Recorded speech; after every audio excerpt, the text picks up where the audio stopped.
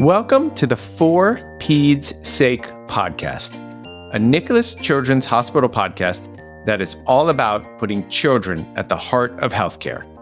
I'm your host, Dr. Chad Perlin, a pediatric plastic surgeon here at Nicklaus Children's, and also a father of two boys. And I am so excited to welcome you to today's episode. Today we have a very special guest with us.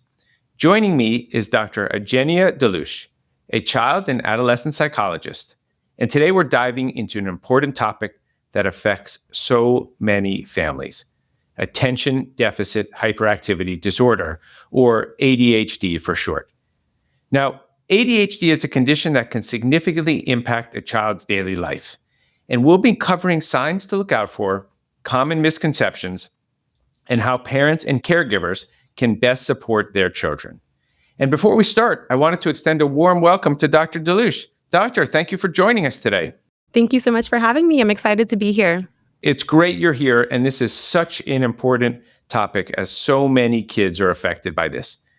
Let's start with the basics. What exactly is ADHD, and how is it different from ADD? So that's a great question, because oftentimes I'll have parents come to me and they'll say, I had a previous diagnosis of ADD, or attention deficit disorder, or they say, I think my child might have ADD.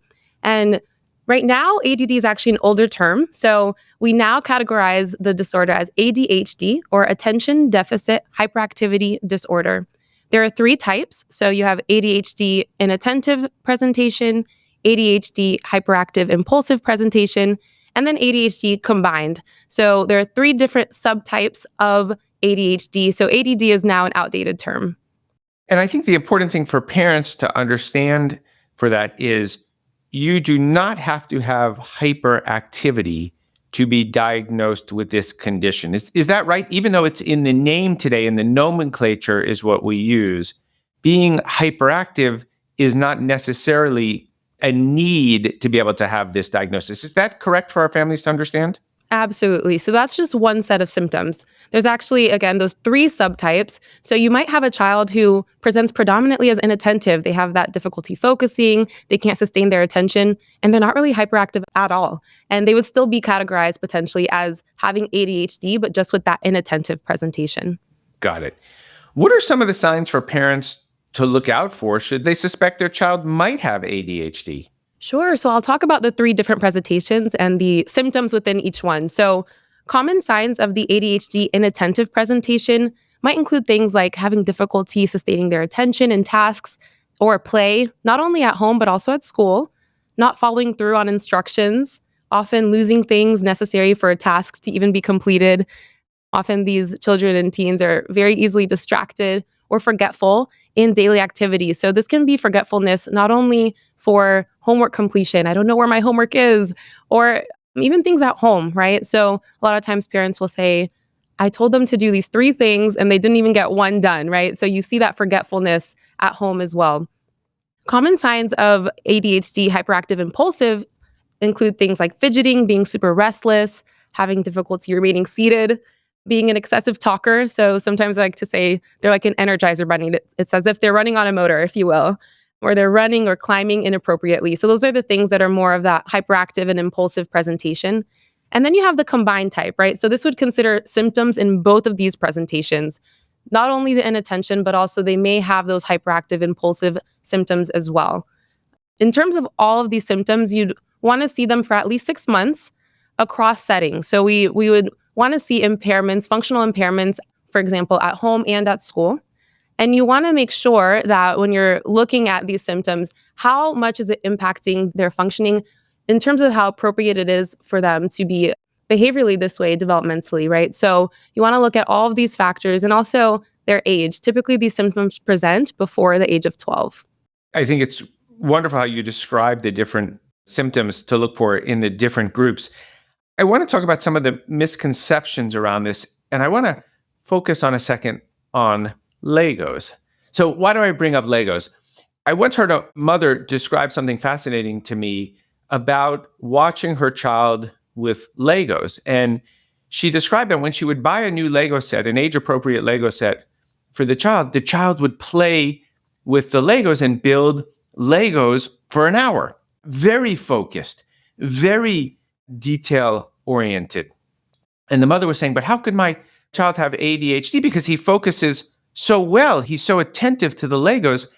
And the question that came up was, but is he following the instructions and actually building the set as it was meant to be built?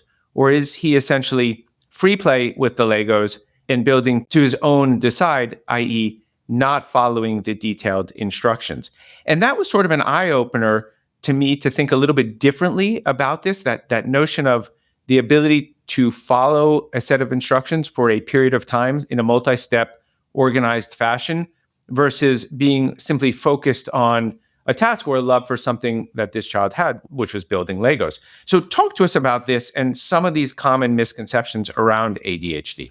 That's such a great anecdote and story. I get that so many times too. Parents will be like, well, when they're interested, I see them paying attention, I see them focusing, but there's so many layers to it. And a lot of the misconceptions are really important to debunk.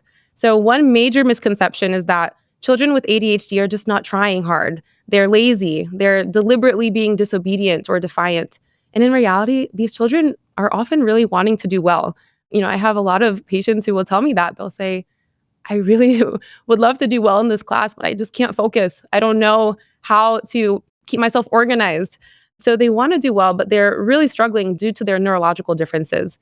Another big misconception is that ADHD is caused by poor parenting. So that's another thing that, I work with a lot of families, and sometimes parents will put that onus on them. Like, maybe it's something I did. Maybe it's me. Maybe I'm the reason that these symptoms are occurring. This is not true. It's a very complex condition, and it's influenced by genetic and environmental factors. So we know that ADHD is heritable. So oftentimes when I'm talking to families, I like to ask them what it was like for them when they were kids and teens and if they had some of these similar struggles. But at the same time, your environment can influence how these symptoms present, right? So we know that kids and teens with ADHD, they really strive to do well in structured settings, right? So if there's an environmental factor, such as a setting that's unstructured, you might see those symptoms present even more. Yeah, I think that's so important. And I'm glad you brought up the piece about the parenting as well, because one of the things that we know with this condition is if it's not understood, the relationship between the parent and the child, that there can be let's call it a cycle of frustration, where perhaps a child isn't performing well academically and the parents get frustrated and put pressure on the child, but that pressure won't solve the neurologic issue, the neurologic difference. And then the child may at times become frustrated themselves and less motivated and so forth. So understanding this for parents and being to step outside of that cycle of frustration and get help both for the parents and for the child is so important to be able to understand how to do some of the things you were talking about, like providing structured support. So tell us, are there any other specific strategies or tools that can help children with ADHD manage their symptoms more effectively? Right. So there are some large scale things and then some more specific things. So I'll touch on both. Positive support is really important overall. So being really understanding and patient with your child is going to be key. It's really important for parents to also educate themselves about ADHD. Kind of, this conversation is a great opportunity to do that and to learn more. It's very complex, right? A lot of times we see it and we think it's very simple, but it's actually very complex. So educating themselves more about ADHD and how it affects their child is really important. Things like establishing a structured routine can help. And we know, again, that they thrive on consistency, these kids and teens. Also breaking tasks into more smaller, manageable steps and asking children to repeat back instructions when they're told, right? So you're providing those clear and concise instructions and you're asking, okay, I just told you what to do. Can you repeat that back to me just so that you can check and make sure that they heard you and that it provides them another opportunity to remember what it is that was said. I always tell parents, never, never, never underestimate the power of positive praise, right? Positive reinforcement is so, so crucial. And praising efforts and celebrating small achievements to build confidence is really, really key, right? So those are kind of those larger things that you want to do in terms of your affect and how you support your child. But there's also more specific strategies. Using tools like visual schedules, timers, and organizational aids can be also very helpful. I was actually just thinking about this and providing this advice to a parent. Using timers is awesome. I use it all the time in my therapy sessions. I'll say, all right, we're going to finish our activity in 2 more minutes, and I'll set the timer and I show them and I notice that they do so much better transitioning to the next aspect of our session when I do that. So really providing these organizational tools can be key. And we know that these symptoms can also manifest in terms of difficulty with peers and managing social relationships. So any sort of behavioral therapy or social skills training can also be very beneficial. That's great. And thank you. And one of the things we love to do on this podcast is give real life suggestions and solutions where we can. I'd love to hear your thoughts on this. A parent once brought up the issue of the timer, and they were using their phone as a timer. And of course, every time the phone went off and dinged, that alone was distracting. Then the child would reach for the phone to turn off the alarm and be tempted to play on the phone and so forth. So we tend to lean right towards apps, right? Is there an app for this, or is there a timer on the phone? But the parent suggested the good old fashioned, you can buy them on Amazon for a few bucks, the little sand timers, right? 10, 20, 30 minutes. They're quiet. There's no distraction with the phone.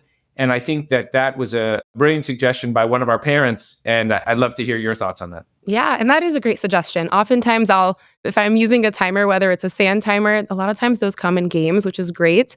Or even, on my phone or on my watch, trying to keep it out of their reach, because again, we don't want to encourage distractibility, but also saying things like 1 minute left, 30 seconds left. So again, you're constantly providing those prompts. The sand timer is also really great because it provides a visual aid, but also doesn't provide so much distractibility for them. So I actually think that's a great suggestion. Yeah, terrific. I want to take a step back because I love how we jumped right into providing resources for families and talking to parents about how to interact with their children. But let's go back and talk for a minute about what should parents consider when deciding to pursue a diagnosis and treatment. So maybe there's someone listening and some of the symptoms resonate with them. They may see some of these things in their child. So how do they know if their child actually has ADHD, and how should they know who should they go to pursue a diagnosis and start a treatment protocol? Absolutely. And that's a great question, right? Because I can be distracted. I have difficulty sustaining my attention too, right? So sometimes there's this question of how do I know that it's a full-blown disorder of ADHD or it's just day-to-day symptoms that, everyone might experience a little bit. So if you notice that your child's inattention or their hyperactivity and impulsivity is significantly impacting their daily living activities, so they're having a really hard time just getting ready for the school day, you notice that it takes a lot longer than usual. And it's not, again, debunking that myth. It's not that they're just being lazy, but they're really having a hard time. You notice their academic performance maybe isn't so great. They're having poor grades. The teacher is mentioning that they're having a really hard time staying focused in class, or your child is coming back and saying, I don't even remember what I learned today in school, right? So you want to look at those impairments. You want to look also at the social interactions. Are they having a hard time maintaining friendships and maybe being impulsive in friendships as well? These are all factors. We always want to look at functional impairments. That means in the areas that are most important to a child's life, are these symptoms really impacting them to the point where they can't get the things done that are really going to help them be successful? So if you notice these things, it's really worth consulting a healthcare professional of some sort, whether that's your primary care physician, so your pediatrician, or a psychologist. You really want to make sure that you're asking these questions early and really assessing early, because early diagnosis and intervention is really key. It really can make a huge difference in providing the support and tools needed. You also want to make sure that treatment plans are really tailored to the individual child's needs, right? So this is not just a one-size-fits-all model in terms of what can be done to help, but you really want to consider potentially a combination of behavioral strategies, educational support, and possibly medication, so what we call multimodal treatment. I think you're right on in the advice about starting with your pediatrician as the best starting point. I think in today's environment, all of the pediatricians understand ADHD well and are an excellent resource as the first line approach, if you will. And then once beyond that, with the kaleidoscope of medicine today, with developmental pediatricians and neurologists, psychiatrists for prescribing medicine, is there one specialty today that does more ADHD when it goes above the pediatrician, or is this something that really is done together as a team with the pediatrician and the appropriate specialists from perhaps different types of backgrounds? Yeah, I would say it's more the latter. I mean, even right now, I have patients with whom I'm consulting with their pediatrician, their neurologist, and their psychiatrist, right? So oftentimes we're working in a team and there's a collaboration because you have multiple professionals who are trained to be able to treat the symptoms of ADHD and also provide medication. So whether it's a psychiatrist, a neurologist, or your pediatrician, they're all great members of a team to help with managing these symptoms. Amazing. And of course, the amazing work that our psychologists do as such a key component of this. And I know we have an incredible program, and the support you provide so many children and so many families is just wonderful for our community. Before we wrap up, is there a key message that you'd like to leave our parents and caregivers of children with ADHD?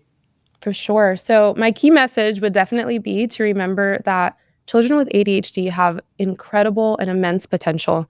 I get so many parents and caregivers who come concerned and they say, I see all of these symptoms and I'm nervous. What is their future going to be like? Are they going to be successful? How will they be in school?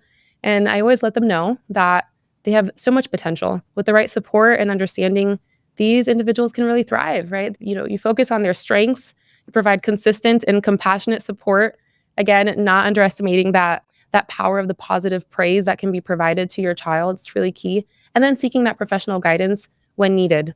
All of those things together, I think that would be my key message and my takeaway. So your advocacy and your belief in your child can really make a difference in their success. I love it. And there is no advocate for a child like a parent. And I think you said that so eloquently. Thank you so much, Doctor, for sharing your expertise with us today. It's been a pleasure having you on, and the information you've passed on to our families, I think is going to be so critical for so many families. Awesome. Thank you so much for having me. Of course.